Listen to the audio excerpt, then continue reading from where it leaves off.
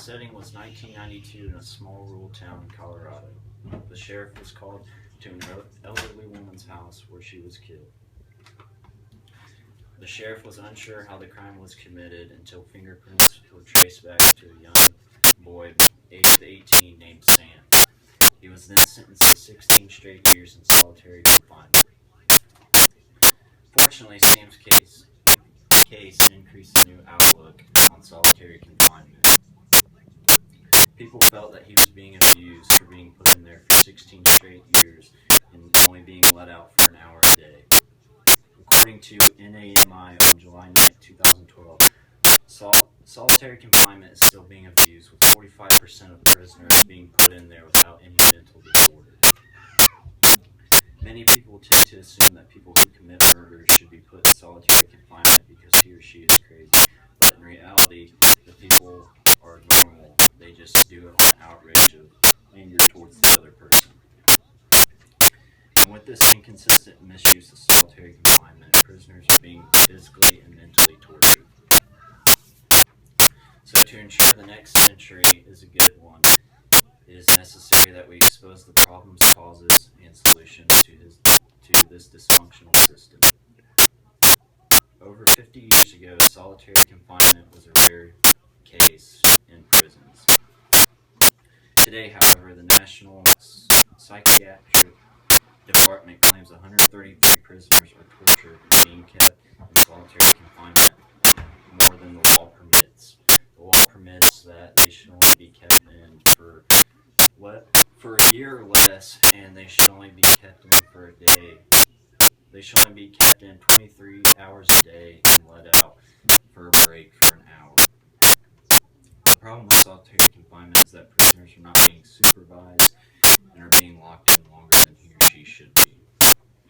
First, prisoners are being abused with solitary confinement. According to American Academy of Psychiatry, solitary confinement is used as a way to manage difficult or dangerous prisoners with mental disorders, but this is not the case today.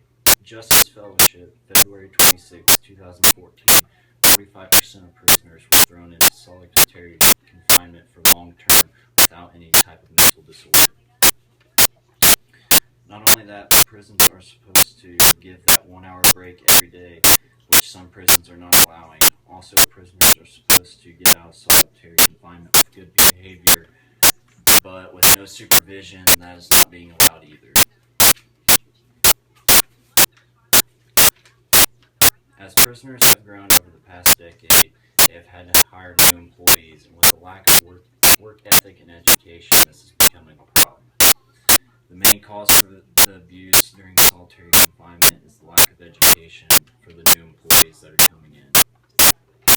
Most employees working in our prison are unaware of the current state laws that are in effect. Bruce Ackerman stated that nearly 50% of prisons do not go over state laws with new employees.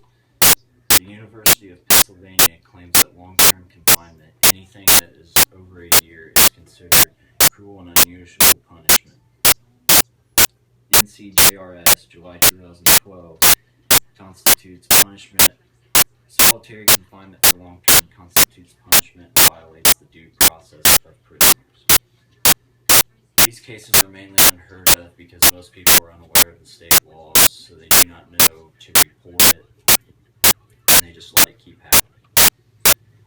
Clearly, our current state of solitary confinement use in prisons is dysfunctional and abusive. Therefore, to better ensure the treatment of prisoners, actions must be taken.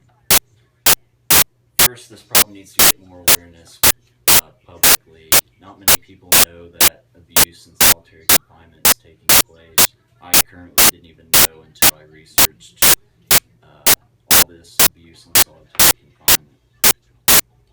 The issue must be made public and get out there so that people understand what is going on.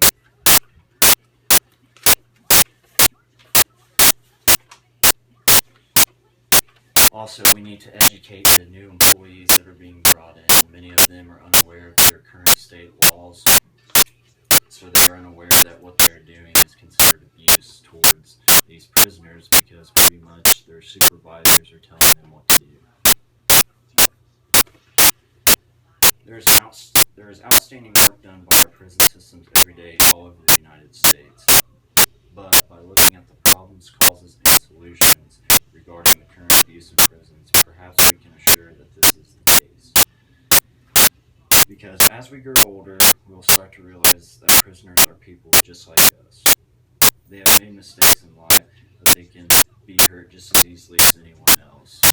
They mainly get thrown in because they've done hatred crimes, towards hatred on other people.